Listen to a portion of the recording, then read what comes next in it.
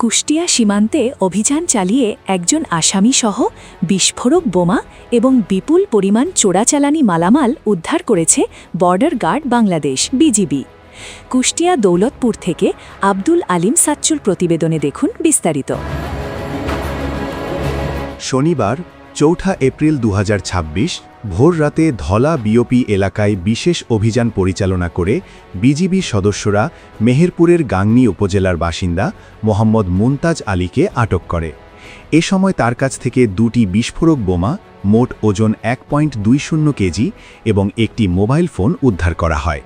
তবে তার এক সহযোগী পালিয়ে যেতে সক্ষম হয়।